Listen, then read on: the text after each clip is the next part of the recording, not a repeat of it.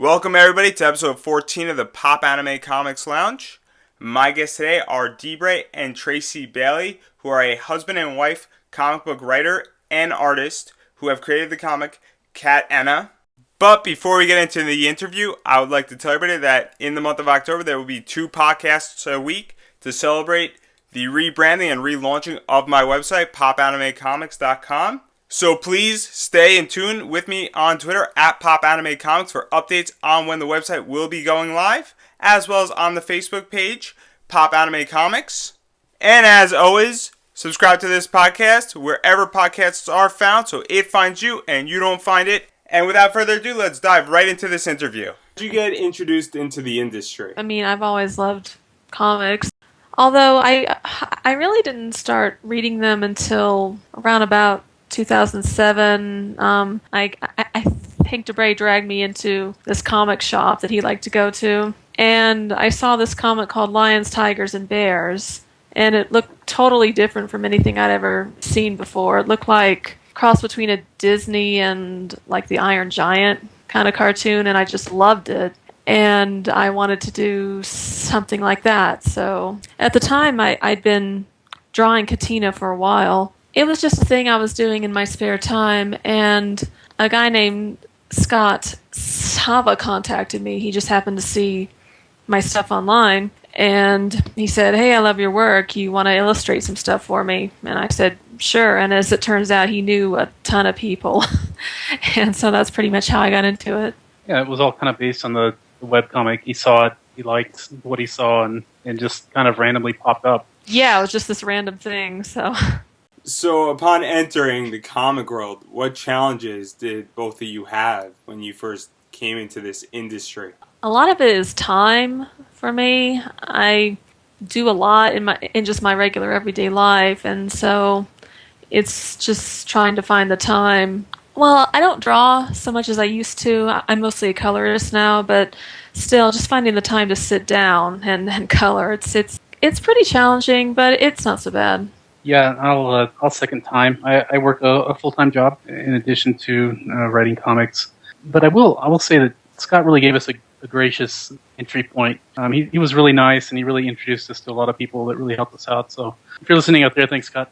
Yeah, thanks. So before you created Catena, what did you both do for a living? I was working at a photo lab at CVS in Florida, and then I did, this is kind of funny, I did some secretary work at a state prison. I got a job there. That's just kind of strange, I guess, to say that I was like the secretary at the education department there, and then I moved in with DeBray in Oklahoma, just working at CVS, and then later at the state prison. It made a pretty good story. People would ask me, "Hey, where's your girlfriend at?" And I'd say, "Oh, I'm waiting for her to get out of prison." Yeah, very funny. And they'd always have this sort of blank expression, like, "She works there. She works there. She's not an inmate." I was doing IT at a college, and actually I'm still doing IT at a different college now. But it helps to have another job to kind of fill in. If a job doesn't come in or something, it helps to have that steady paycheck in between, especially when you first start out. Now it's not such an issue, but when we first got started, that really helped. Yeah, when I moved in with him after moving to Oklahoma, I just took on commission work for maybe a year, and that was my job for a while until I met Scott. So when was Catena first created? Catena, I first started drawing it in 2003.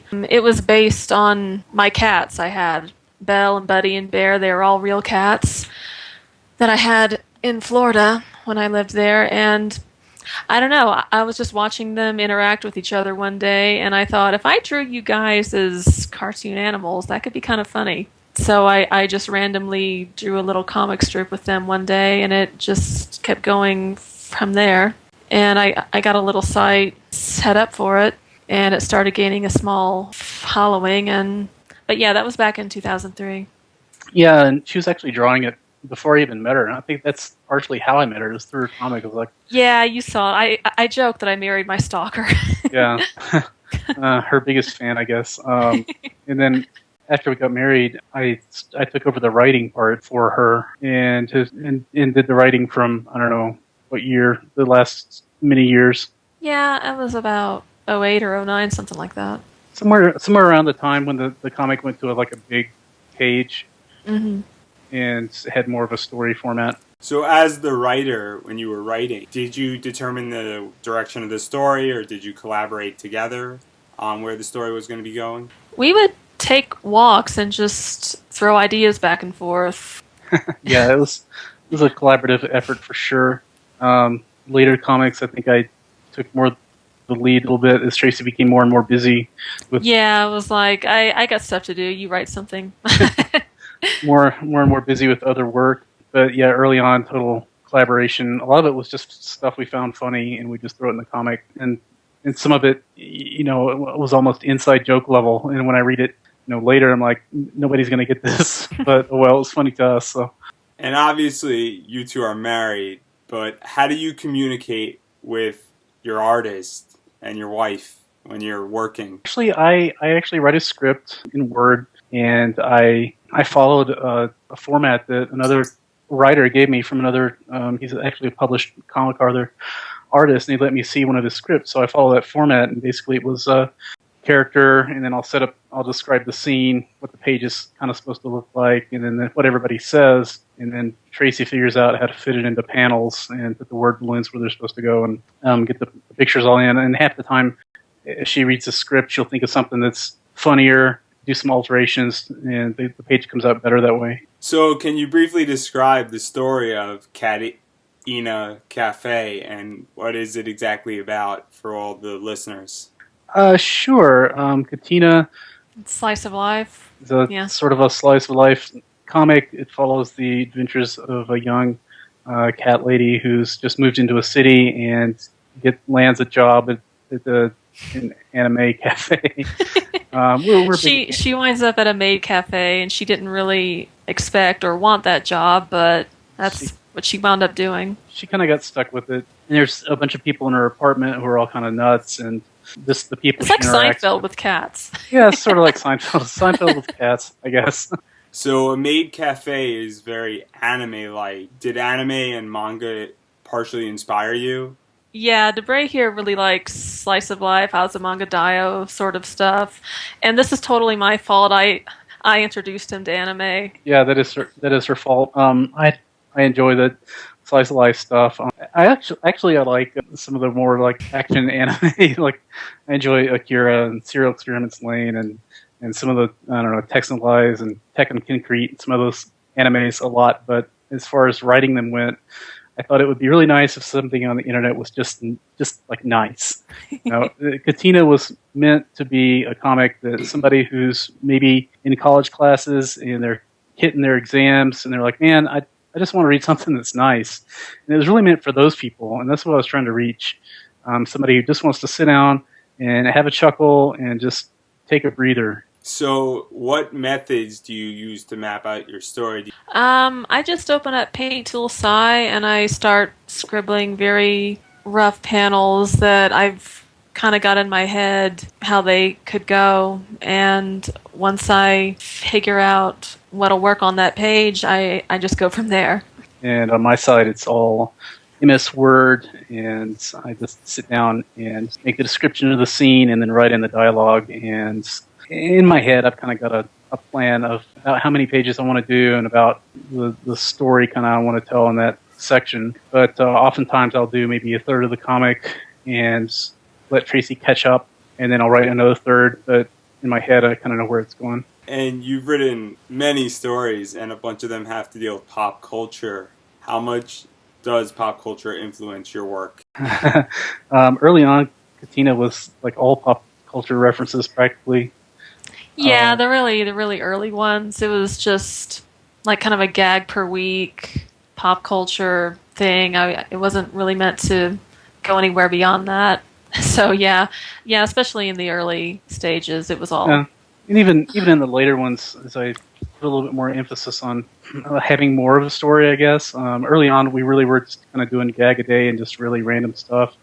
Later ones had more of a story, but there's still a lot of pop culture. And if you look at the stuff in the background, there's a lot of gags in the background that a lot of people don't necessarily catch unless they're paying attention to the side characters. There's one in particular that no one's yet caught, and I'm waiting for that. Yeah, there's some stuff in the background that only older people are going to catch. And yeah, we love pop culture. I mean, I watch a lot of anime even now, playing all the games. I'm looking forward to Fallout 4 when it comes out. Totally. I'm on Tumblr, so I get all the memes. Yeah, I've seen all. I'm totally on Tumblr. I'm watching the memes too, Twitter and stuff. So I'm a shameless memer, you know. I kind of. I mean, the internet was young when I got started, but I kind of kept up with it, and I really enjoy all the sort of weird things that are on the internet. So yeah, it's been a lot of fun. So, do you have a favorite work that dealt with pop culture in Catena? Oh goodness, let me think. I do. Okay, what's yours? So we did a whole comic that was just about 15 different animes. Oh goodness, that one. And it was kind of my favorite issue. It was a spoof. Patches watches TV. She watches way too much. She binge watches a bunch of anime. Yeah, she like binge watches a bunch of anime and falls asleep on the couch, and then the whole thing's just her dream. And the whole thing is just, I don't know, 10 or 12 different animes that we smashed in there. And that was a lot of fun to do. And they were all popular animes at the time. I mean, they're kind of old now, but... Yeah, I think my favorite one of that one, and it just happened to fall on Halloween of that year, and I did just this... It was a full-page spread of Hellsing. I think that was my favorite. I like the one with the bear as Gendo, and he had the Father of the Year mug. Oh gosh, I forgot about that, yeah. So there are many characters in your work. Can you describe a few of the main characters? Let's see, there's Belle. I think I like Belle the best. She's kind of an HBIC. Very no-nonsense. She doesn't care what anyone thinks. She just does her own thing. And she's also very creative, and especially in the reboot, she's a dressmaker. She has her own shop. She just takes charge. She's kind of bossy. Poor Trace.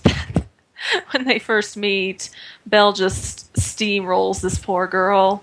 Pretty much takes her on as, well, like a promoter for her fashion.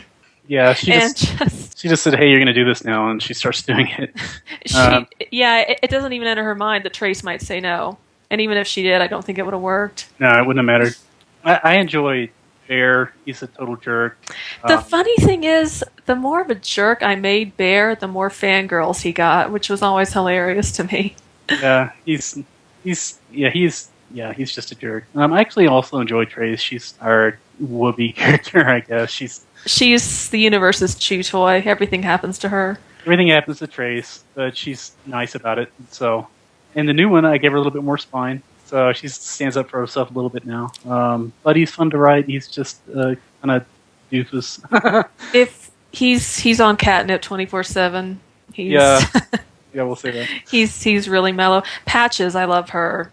This is our 80s stereotype. She works at a coffee shop, and I think she just chugs coffee all the time, and it shows. I actually She's so bouncy. I enjoyed Coffee Bunny. Oh, yeah. I forgot her name, though. I think we called her Chelsea. I think you're right. Yeah. She works at a not Starbucks. Yeah, she and Patches work at the same place. Yeah, all the characters are pretty fun. But yeah, Bear is fun to write, Trace is fun to write, Belle's fun to write. Anybody that's a jerk is fun to write, I guess. So how do you go about developing these characters? A lot of the times they just kind of write themselves. It's weird. I guess anybody who has characters could tell you this. At least people I've talked to who work with their own characters, it's like, yeah, they just come to life and they do what they want to do. It's pretty funny. So when I came on board, a lot of the characters had already kind of been developed. So I just took what existed and made it more. So Patches was more 80s, Belle was more in charge, Air was more devious. And when it came to time to finally develop a new one, which at the very end we were starting to add Oscar, which is our new cat. A lot of it's based on the personalities the cats had. Like Oscar here is a complete diva, but he's like a goth diva. It's really strange. He's really moody. Like he'll sit there and pout for hours, but he's also, if he wants anything, he will not let go. He meows constantly until he gets it. Yeah, so Ivy, who's also a real cat, you don't tell Ivy no. so really the cats wrote the comic almost. Yeah, Belle, when I had her, was pretty much the head cat of the house. Patches was really ditzy, really airheaded cat. Bear slaughtered everything in the neighborhood. So I just based their personalities on the real life cats, and it just kind of went from there. So, being that this is a weekly webcomic, how do you deal with the pressure of producing content? As of now, I really don't anymore. I just don't have that time. So what we did about, I don't know, a month It was or a couple months ago. a couple months ago, we've moved from doing web content to exclusively concentrating on our publisher contracts. We were getting so much money, but we were getting so much work in from outside that we kind of finally had to make a choice. We started a Patreon and we had some ads going and stuff, but the salary we were pulling from our publishers was so much greater than what we were making off the straight up webcomic that we had to kind of shutter the webcomic in favor of all the contract work we've got now. I mean, it's not dead. We're still gonna complete what we have, but it's probably going to go to print from now on. Yeah, so we've kind of we want to move to a print model and still do Catena, but have more flexibility, not having to do a page every week, which we did for, I don't know, 5 or 6 or 7 years or so. And we needed to actually have that flexibility to be able to even do more Catena, to be able to do a page here and there and then put it together in a book, once or twice a year or something. But for a while there, yeah. For a while there, I was going insane. For a while there, we were doing 2 comics. It was 4 pages a week. If you include my roommate is a nightmare. Yeah. So there was no weekends, late bedtimes. We're probably working like 60 hours a week, basically. Easily. If not more. So that's how it's done, I guess. So, do you feel that if you want to get into this industry, that making a webcomic to be discovered is one of the ways to do it? Yeah, definitely. I mean, that's how it worked out for me, although everybody's different. There's all different kinds of ways of going about it. With me, it's kind of funny because I wasn't even looking to get into print work. It just kind of came along, this opportunity, and I jumped on it. I would say to anyone out there that's trying to get in to comic industry or really any creative industry, opportunities around, and if something presents itself to you, hop on it. Any creative opportunity around, and if something presents itself to you, hop on it. And really the big deal I've seen in comic industry is artists are everywhere, kind of, but artists who can finish the job on time, that's a big bonus. If you can find somebody who's very reliable. And so if you get something, make sure you finish and get it done on time, and then you'll have that reputation, moving forward, and you can get more jobs. Yeah, because comic artists and publishers, I mean, it's a pretty small world. And if you get to know one person, you'll get to know a lot of other people fairly quickly. If you build up a name for yourself for being reliable, that opportunity will come. And when it comes, you just hop on it. Yeah, it's a fun industry. I mean, there's a lot of fun about it, but there's also a lot of work involved. People don't always realize how long it actually takes to make a page from start to finish. And then when they get into it, maybe they bit off a little bit too much at once. I've certainly done that. But, the nice thing is you can always start over and have another launch. But as much as you can, especially when you get a paying job in, definitely finish up and try to finish on time. So now outside of Catena, what other projects have you been involved in? I recently completed 2 stories for Home, a comic based on the DreamWorks movie. I was a colorist on a couple of those stories. I met Matt Head through a friend of Scott Sava, the guy who contacted me to begin with, and he and I have been working together ever since '07. He got this job with Titan Comics to draw Home, and he brought me on board as the colorist. So I've done a couple of Home stories. Currently, I'm doing a Kung Fu Panda story. I think it's going to be number 3. That's going to come out soon. I'm about halfway done coloring that. I do some colors for Otis Hampton for Oddly Normal. I've done things for Penny Farthing Productions. I'm currently the colorist on Decoy, which is one of theirs. I think it's online, although I think it may have gone over to Comic Press.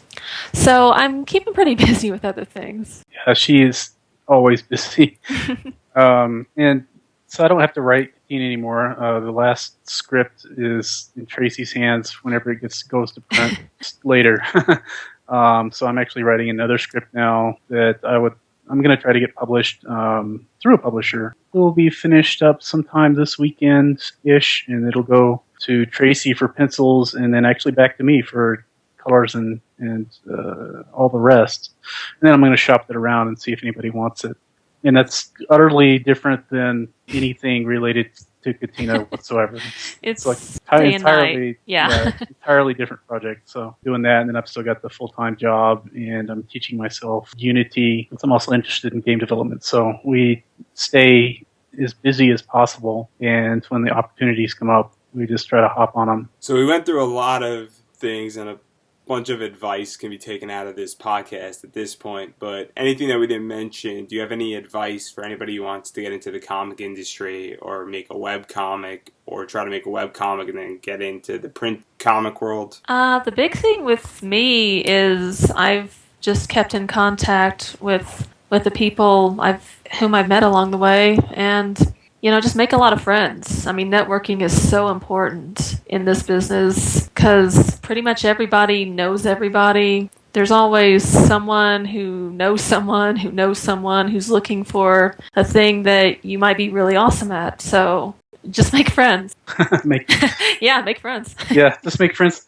Networking's certainly important. If they're like me and kind of shy guy, I'm totally shy too, but yeah, you kind of gotta. You kind of have to make yourself step out there. Kind of got to introduce yourself sometimes. A couple of years ago, I got to meet my comic idol. You texted me for an hour when that happened. Yeah, so we're at San Diego Comic Con. I got to meet Sam Keith was supposed to be there. He's an artist I really like, and he did the Max and Zero Girl and a bunch of other comics, and he's still doing comics. And he was supposed to be at this booth, and he wasn't there. And I just decided to kind of hover around it, hoping that he would show up. And he did, and nobody knew he was there because he was late, and I totally got to talk to him one-on-one, and I had a great time. I absolutely just kind of introduced him myself and gave him my card, which is probably totally in the trash can now, but that's okay. I had a great time. As far as advice goes, I would say that just keep in mind, if you're a comic artist or writer or really anything, just keep in mind that, the old saying goes, the perfect is the enemy of the good. When it's good enough, it's good enough. Call it done and move on and get it out there and see what happens. Try to make it perfect, you'll never get done. And I've seen plenty of people, kind of get stuck on trying to make this one drawing, great or whatever. But my idea is that you get it done, all the pages done, you put them in a book, you sell it, and then you go back later and go, wow, that was really, I finished, but wow, look at page 3, the guy's upside down or something. Oh well, on to the next book. Try to get them done, even if it's not your best, it's your best work for the time, but it's not perfect, that's okay. Yeah, I've known people who talk a lot about the stories they want to write or draw, but they never do it because I guess if it's not going to be perfect or the circumstances aren't perfect, they just don't want to do it, and it's never going to be perfect. Just do it.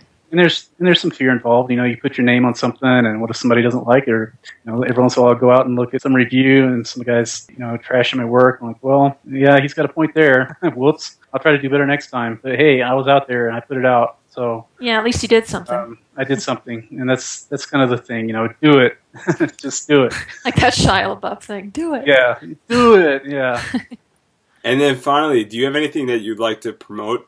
There's Home, there's Decoy. I believe it's decoyonline.com now, in addition to Home for Titan Comics. Home should be in the shelves now? I think Home number 4, which is the most recent one I did, is coming out next month. So please look for that in the shelves. I believe it's October 7th, or if you just go to the Titan Comics website, I don't know what that is. I think it's Titan. There's lucifersimps.com, is that correct? Yeah, it's just titancomics.com. Lucifer's Imps is over, but it's still online. So you can Google for Lucifer's Imps.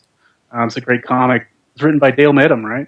Yeah, he's a very, very funny guy. Totally worth reading. It's still online. Titan Comics Home is out now and available. He said Decoy online, so Yeah. check that out. It's great. Yeah, it's kind of like the X-Files if the alien were working with them. Yeah, I'm totally enjoying it. Do you guys have Twitter where people can follow you to find updates of what's going on with your comic work? Yeah, I'm Catena guy. Twitter. It's okay. I check my Twitter all the time, and Tracy's got a Twitter also. Yeah, I'm Catena Lady. CatenaLady.